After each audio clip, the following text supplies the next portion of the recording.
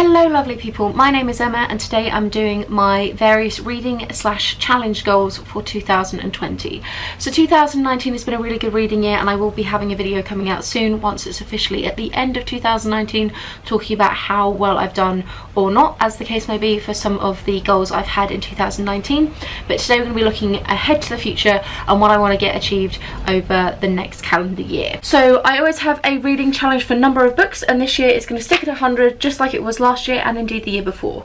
Both years I've hit it quite comfortably, and what I do is basically just draw out a blank bookshelf with 100 books on it, and then I colour them in when I indeed have read one. But something's going to be a little bit different about my reading goal for this coming year is, whilst I have set myself the challenge for 100 books, which to be honest isn't really a stretch goal for me anymore because I've comfortably hit it 2 years in a row, instead what I'm going to do is I'm going to give myself a page count goal. The reason being is because even though I've technically read more books this year, my page count is quite dramatically lower this year compared to last year, which means that even though I've read more books, I'm actually reading less. So because of that, next year I want to focus on number of pages, not necessarily just books read. So what I've done is I have created my own spreadsheet. My goal is 40,000 pages, which is totally doable. I'm going to hit that this year definitely anyway, and I might even increase it next year as the year goes along and maybe bump it up to 45 if I feel comfortable doing that kind of a stretch goal.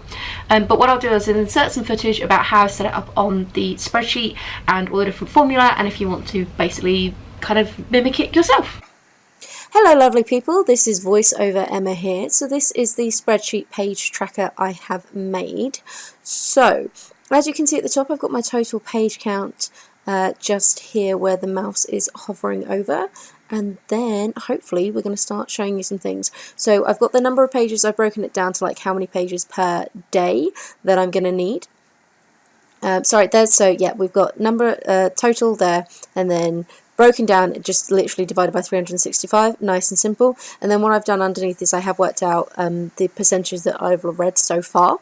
I'll show you kind of the calculation for that, I'm sure, a bit later or in a second. Then I have just the months all lined up, so we go all the way through to December at the end. There's space for the books to be put in. And then at the bottom I've got the kind of monthly running total and then the yearly running total underneath it. So it shows me how many pages I need to read for each month, and then it kind of keeps an updated count of where I am in the year. And it kind of bounces, and as you can see it increases as we go. So not 100% certain what I'm talking about now. Basically this means if I get ahead in one month or behind in another, then I'll be able to see where that's happened and be able to keep a close eye on everything. So yeah, I'm clicking on a few so that you can see some of the formulas. If you do want a Google Doc version of this, then I'm more than happy to work out how to do that for you. Just comment down below on exactly how I did that. Sorry, I filmed this with a voiceover and then all the audio got corrupted, and now I'm not 100% certain what half the stuff I'm talking about is, which is always helpful. So hopefully it will become a bit clearer in a second. But yeah, the idea is that I'm just going to get to fill in the various books as we go. As you can see, so we do have the percentage total there. Yes, and now there we go. So what I'm going to do is I'm going to put the books read and then the page totals there, and I've just got space listed down for all of them.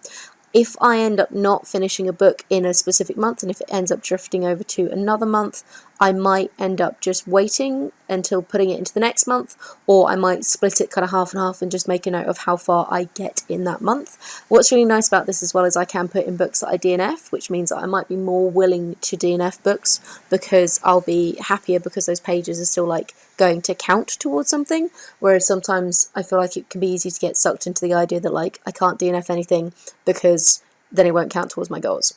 Right, now I'm going to give you an example of how it's going to work, and I'm just chucking a bunch of random numbers, and as you can see at the bottom of that, the page count is going up, and it is telling me how many I have left, etc, etc.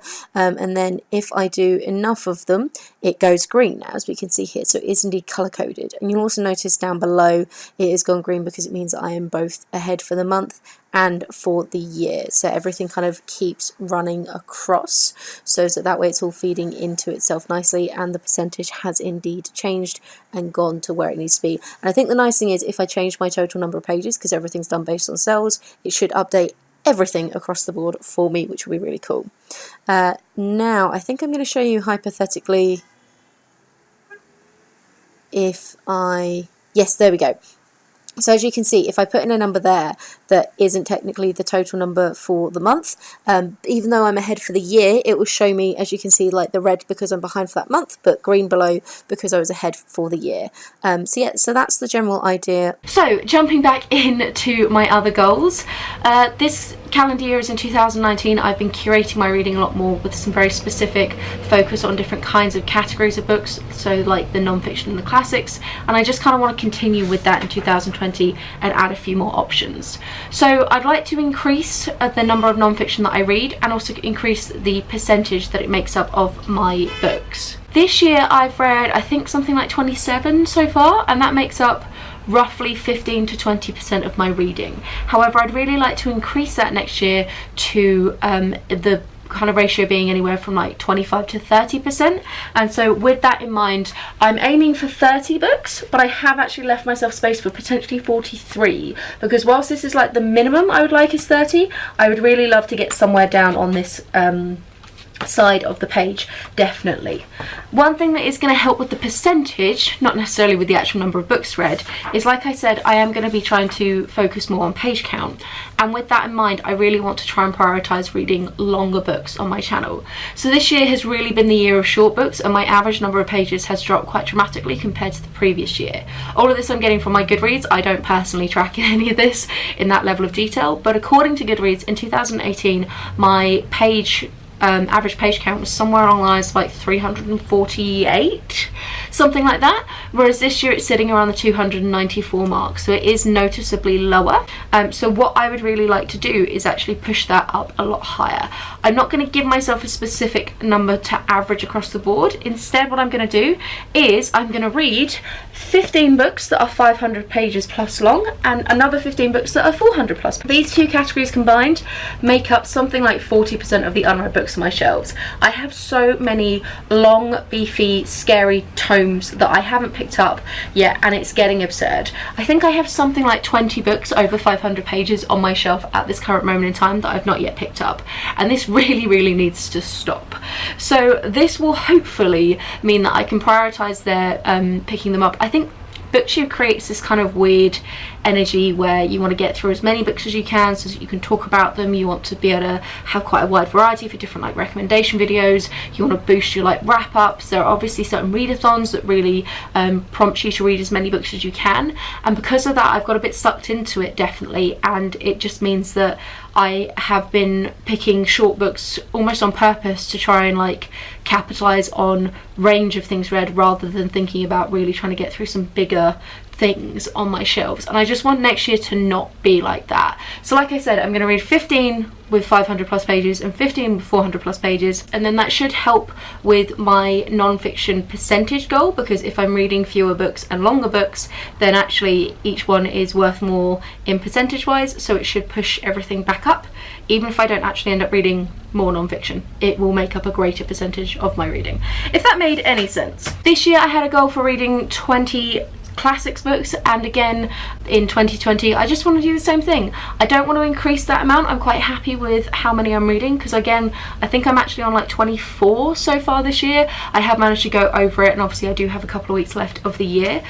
So again, I have my little spreadsheet. I've always gone for like the same kind of thing of just basically a title and then space to write the books and authors, and I did this calendar year as well, and it just works really well.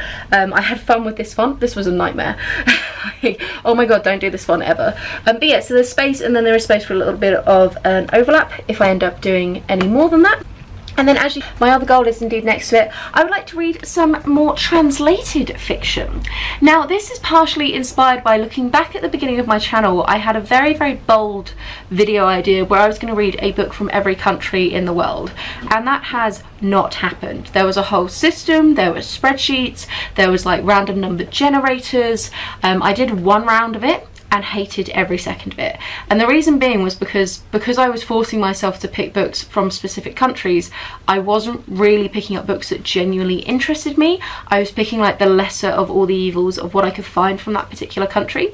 It also was like resulting in a really weird scenario where if there was a book that I was really keen on reading that was from, say, so I've read a semi-decent amount from Korea, and so if there was another Korean author who looked interesting and I wanted to read, I wasn't prioritizing it because actually I'd already like ticked off Korea, so it didn't benefit me in my book world tour, which is really stupid. And actually the underlying energy or goal of the book world tour was just to increase my reading range, so I wasn't reading just from so many Western, more specifically UK and US authors, and I really wanted to read more own voices from a lot of different cultures, but it's okay if those cultures are from more than one book from the same country. So instead the goal really should have been that I just need to read more translated fiction, and that can be from anywhere. So I will have a separate translated fiction TBR coming out, so you have an idea of what I'm going to be working towards, and my goal is to read 20 of them. Those are my major reading goals. I don't think there's any other ones in there. I have a few like specific authors that I'd like to get round to and things like that, of which I will be putting out specific videos for those. January is just going to be the month of TBR videos on my channel, which I think it is for a lot of people, but I have really enjoyed having yearly TBR goals this year, so it's one that I'm going to do again. And even videos that I hadn't intended to be a yearly thing, like I did 2 videos back in February about authors I wanted to either start, like read one that I hadn't read before or revisit some of their work. They ended up becoming like inadvertent 2019 goals, and I really enjoyed that structure to my reading. So I'm going to do that again with a little bit more focus and purpose on this channel. On the note of this channel, I don't have a crazy number of goals. I hate setting myself any subscriber goals or anything like that. I loosely had the idea in my head of maybe hitting 300 by the end of the year, and thanks to Non-Fiction November and a couple of other spikes of interest on my channel, I have indeed passed that, and I'm now sitting around 700 I think, which is really, really awesome to see. I also really wanted to hit 10,000 views across my whole channel because I really value views much higher than subscribers. Not that I don't love all of you who have subscribed, but actually if you've subscribed and you never watch anything, what's really the point? So views really mean the world to me, so thank you so much anyone who does watch my stuff, like you right now. But yeah, I wanted to hit 10,000 across the whole channel, and I think I'm sitting on either 13 or 14,000 right now, so that's really exciting. However, the point to YouTube for me is it's really not a goal focused area in terms of hitting certain milestones, because I am a very goal orientated, overachieving kind of person, and it's too easy for me to turn this into some kind of competition with myself, and it's a really lovely area of my life that I don't put that kind of pressure on myself about. So therefore I'm not stating any numbers for the end of 2020. Instead, what I really want to do is focus on the things that I can control, which is definitely like the content that I'm putting out and the volume of content. I've been doing 2 videos a week for the entire year, with the odd week or 2 where there's been more than that, and I just like to stick with that throughout 2020. I think it's totally doable, especially with my current work situation. I have so much freedom over my own hours, which is so wicked, so I think that's quite easy to do. I said in 2019 I wanted to start doing book reviews, and I have indeed done that. I'd like to increase that volume maybe a little bit. I think I was doing quite a few more at the beginning of the year just because work situation was a bit weird, so I'd like to do a few more of those. And reading challenges, like picking various topics and then vlogging your reading experience. You know, Books and Lala is really the queen of this, with her variety of different ones that she's done on her channel, but that kind of format is something that I'd really like to try and explore. So I have a few ideas sitting in my bullet journal and a couple of video things that I'm going to be working on that I don't want to say too much about, but I'm going to be exploring a couple of other more sort of vloggy formats. Vlogs have never really worked for me. They're ones that I don't particularly enjoy doing, but I think this like just vlogging the reading experience could work quite well. Although all it's going to do is just show you guys that like I never leave my house, so they might be quite boring vlogging experiences. Other than that, I've generally been really happy with what I've been putting out on my channel. I have a really lovely little collection of quite niche, weird videos, for lack of a better word, and I'm going to put some of my favourites down below of some stuff that I've done over the year that I've been quite proud of, in terms of just some kind of overly specific book recommendations. I really like the Rainbow Recommendation series. I did some stuff about Goodreads reviews that were really fun and interesting, and it's just been really nice to kind of pick random stuff that I'm really into and just talk about it a bit more on this channel. And if people don't like, even though those are some of my like least watched videos, I don't really care because I really enjoy doing them, and that's the whole point to this for me. So yeah, so there will be more just weird content coming in 2020, so look out for that basically. So yeah, so that is it for me. Have a wonderful reading week and I'll chat to you soon. Bye!